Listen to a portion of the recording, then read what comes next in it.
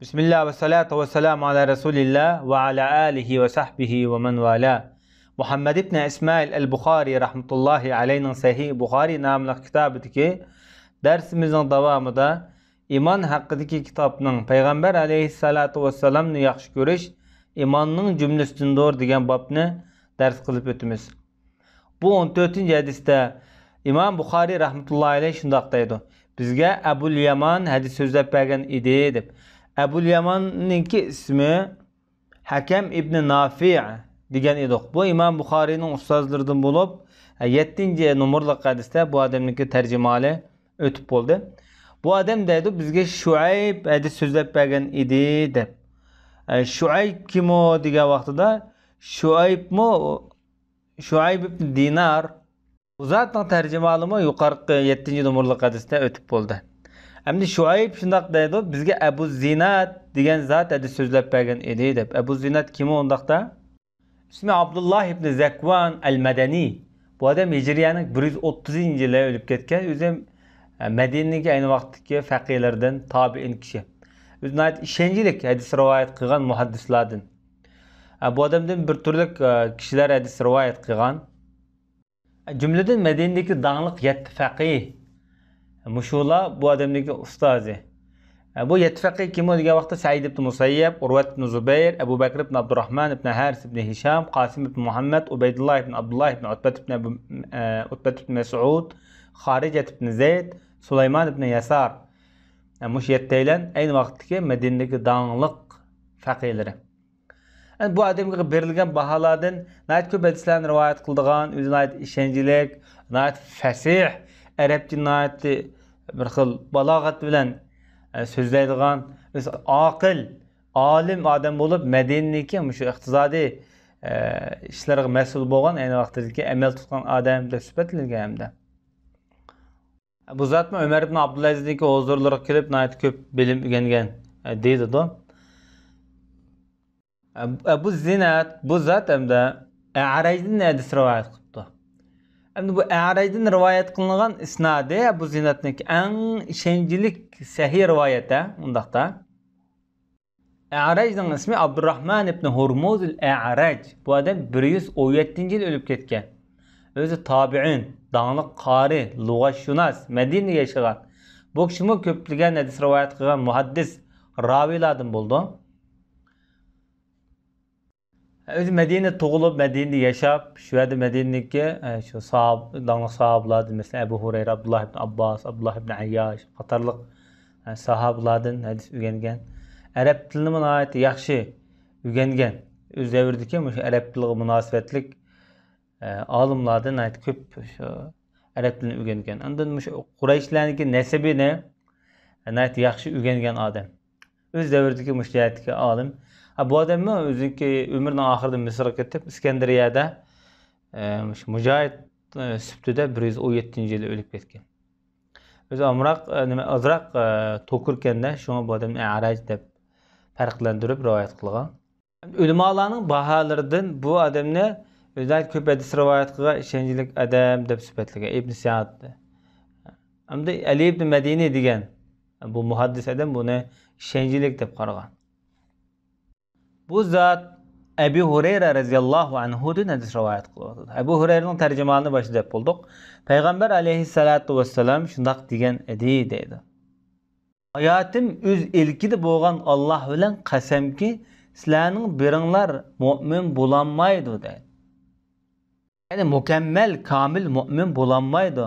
Nemishqa meni öz dadisidan öz balısıdınmı ətvalı halette yaxşı görmügichilik mükemmel mümin bo'lanmaydi deydi. Bunun keyindeki tuvendeki hadiste 15. hadiste Muhammed ibn İsmail Bukhari rahmetullahi aleyh yana shundaq deydi bizga Yaqub ibn İbrahim degan zat hadis so'zlab bergan edi deb. Bu hamda oldidagi hadislar ikkisi ma'nodosh bir mazmundagi hadislar. Bu kishi hamda Abu Yusuf Yaqub ibn İbrahim ibn Kesir Ad-Dawraqi namı bilan meşhur. Hadis ilmida aynı davrdagi imam namını algan dağınıq hafızlardan. Bu adam Hicriye 166-yil tug'ilgan. Bu kishi mesela Sufyan ibn Uyayna qatorliq bir qism muhaddislardan mesela hadis rivoyat qilgan. Bu adamda hadis rivoyat qilgan kishilarmi 6 hadis kitobininki avtorlari. Jumladan Imom Buxoriy rahmatullohi alayh. Bu adamni ham sifatlagan kishilar Abu Hatim degan kishi rostchil odam edi deb sifatlagan bo'lsa, Xatibul Bag'dodiy degan muhaddis odam o'zining shenjilik, nayt puxta o'zining hadis ilmiga hofiz odam edi. Musnad nomli kitob yozgan deydi. Bu adam hijriy 253-yil o'lib ketgan ekan. Ya'ni Imom Buxoriylar o'lib ketgan vaqtda 5-3 yil atrofida farqlanda, bir necha yil. Bu adam deydi bizga İbn Ulayya degan zot hadis so'zlab bergan edi. Bu kishining ismi İsmail ibn İbrahim el-Asadi. İbn Ulayya nomi bilan mashhur hamda onasiniki ismi bilan mashhur bo'lganda. Bu adamning shenjilik mazmut Hafiz Allama o'z davriniki hadis ilmida shenjilik zot. Bu kishi hamda hijriyaning 110-yili tug'ilgan. Bu kişiden hadis rivayet qilgan kishilar mashhurlardi. Masalan, Ahmad ibn Hanbal, Yahya ibn Ma'in, Ali ibn Madini qatorliq kishilar. Ulamolar bu kishini sifatlab, mesela Yahya ibn Ma'in, İbn Aliya degan bu zot o'z ishonchlik, taqvo, zohid odam edi deb sifatlagan. Hamda Abu Davud rahmatullohi alayh bu muhaddis olimlarning biri.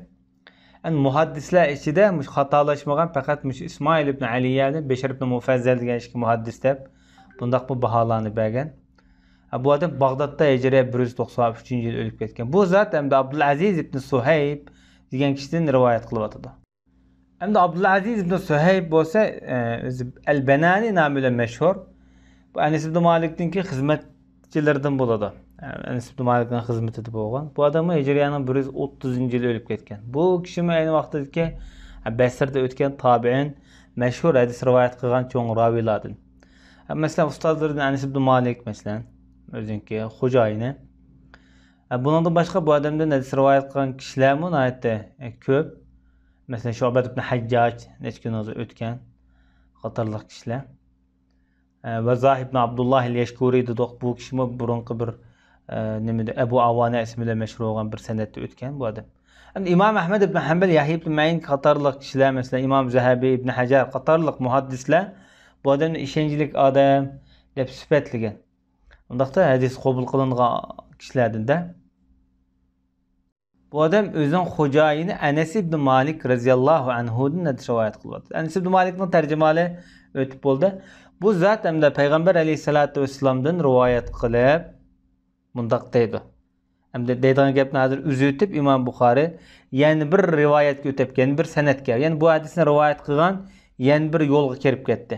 Bizga odam hadis so'zlab bergan edi deydi Imom Buxoriy rahmatullohi alayh. Bu odam degan kishining tarixini o'tab bo'ldi Imom Buxoriyning ustozlaridan. Bu odam deydi bizga Shu'ba hadis so'zlab bergan edi deydi. Bu kishining tarixini o'tab bo'ldi Shu'ba ibn Hajjaj. Bu kishi deydi bizga Qatada hadis so'zlab bergan edi deydi. Bu kishining tarjimalari o'tab bo'ldi. Masalan, Qatada ibn Daama. Bu zot hamda Anas ibn Malikdan hadis bayon qilyapti. Hamda Anas ibn Malik deydi, payg'ambar alayhisolatu vasallam shundoq degan edi deb. Sizlarning biringlar mu'min bo'lolmaydi debdi payg'ambarimiz. Ya'ni mukammal mu'min bo'lolmaydi. Mushu tuvandagi holatni qilgan qadarda, masalan, u odamga nisbatan men payg'ambarimiz o'zida dedi, men dadisidan, balisidan bütün dünyadaki insanlar halayiqlardan sevimlik, bo'lmog'ichilik u odam mukammal mu'min bo'lolmaydi dedi. Endi bu yerda bir muhabbet asosan ko'pincha 3 nuqtadan bo'ladi. Masalan, ba'zi odamlarniki ortiqchiligi yoki bir go'zalligini yaxshi ko'radigan avvallar bo'ldi. Ba'zilarniki bizga qilgan yaxshiligini, ihsonini yaxshi ko'rib, shuning qarta yaxshi ko'rib qolgan avvallar bo'ldi. Ba'zi odamlar nisbatan bizga kelayotgan ziyonni to'solg'achqa yoki bir ziyondan mudofaa qilg'achqa yaxshi ko'radigan avvallar bo'ldi. Bu muhabbetlerin içinde ba'zi g'arazlik, manfaatlik yaxshi ko'rish bo'ldi, ba'zi masalan tabiiy yaxshi ko'rishlardan da bir ba'zi. Bu yerdagi hadisda hamda mutlaq bizga zohiran ochiq oshkora bilinayotgan muhabbat tabiiy yaxshi ko'rish. Ya'ni Rasulullohning shu ulug' muqaddas zotini yaxshi ko'rish maqsad qilingan. Ya'ni bu tabiiy bir ko'ngil rohati bilan bir muhabbat bog'lash maqsad qilinganda. Bunun delili tipik misali nima degan vaqtida, masalan, Jabir ibn Abdullah'nınki dadısı balısını çakadı Jabirni Uhud urushida. Uhud urushi chaqirib, "Balam, men ölep ketishim mumkin Uhud urushida. Men sana mush payg'ambarimizning jinidinmi aziz bir narsamni qoldirib ketmidim." Deyish orqali payg'ambar alayhisolatu vassalamni mush Jabirga topshiryotdi. Ha? Bu Jabir ibn Abdullah'ning dadasi Abdullah'nınki muhabbeti bu yerda nimani ifodalagan deganda, bu yerdagi tabiiy Rasulullahning zotini yaxshi ko'rish muhabbatiniki ifodasi. Mesela nurg'un g'azotlarda, urushlarda bir qism sahobalar masalan o'ziniki jinini Rasulullahning oldida qo'yib qalqon qiladi. Bu nima deganda, Rasulullahning shu tabiiy yaxshi ko'rishningki ifodasidan o'ziniki jinini shu yerda qurbon qilyapti-da bu yerda. Shuning uchun bu payg'ambar sollallohu alayhi vasallamniki zoti muborakni yaxshi ko'rish payg'ambarimizningki bizni cho'qim shu hidoyatga boshlaganga sababchi bo'lganligidan emas yoki ma'lum bir manfaat tufaylidan emas. Bu jihatni yaxshi ko'ramiz, ammo haqiqiy cho'nqur ma'nodagi yaxshi ko'rish Rasulullahning bir rasul bo'lgan bir payg'ambarlik mukammalligi muborak bir zoti bo'lganligi uchun yaxshi ko'rish bu yerdagi muhabbatniki talab hamda. Mesela ba'zi ehtirom uchun yaxshi ko'rishimiz mumkin, lekin ehtirom, hurmatning hammasi yaxshi ko'rishdan bo'lmaydi. Ba'zi mesela yaxshi ko'rmagan narsalarni biz ehtirom qilamiz shaklga. Shunlashqa payg'ambar sollallohu alayhi vasallamniki payg'ambar sallamni yaxshi ko'rish haqidagi kishilarningki mesela turli muomalatlari, ifodalari har xil bo'ldi. Mesela payg'ambar sollallohu alayhi vasallamni nafsini, zotini yaxshi ko'ramiz. Shuni o'ylaymiz yoki Rasulullah'ningki zotini ko'rish uchun Rasulullahga ishtiyoq bog'laymiz yoki Rasulullah'ning yashagan joylarini ko'rish uchun qalbimizda bir ishtiyoq bog'laymiz. Undan boshqa Rasululloh dasigan izlarni ko'rishni orzu qilamiz, yotgan joylarini orzu qilamiz. Masalan, bu muhabbatningki bir turlarida. Yana bir qism kishilarga nisbatan bu muhabbat masalan Rasulullah'ningki qilgan ish izlarini qilish orqali ifodalandi. Rasulullah yeganni yeydigan, ichganni ichadigan, kiyganni kiydigan, mang'anni mangdigan, qilganni qildigan. Bu orqali bu muhabbat yana o'z ifodasini topadi. Mesela Peygamber Aleyhisselatü Vesselam'a hakaret kılınayotgan nurg'un vaqaliklarni biz shu 10-20 yil mobaynida biz ko'ryapmiz, dunyoda qiziq nuqtaga aylanyapti. Mesela Peygamberimizning ayeti mutlaq e'tiqodi bilan qaraydigan, lekin Rasulullahning ish izlarini ko'p bilib ketmaydigan, sunnatlarga bak e'tibor berib ketmaydigan yoshlarni uchirtimiz.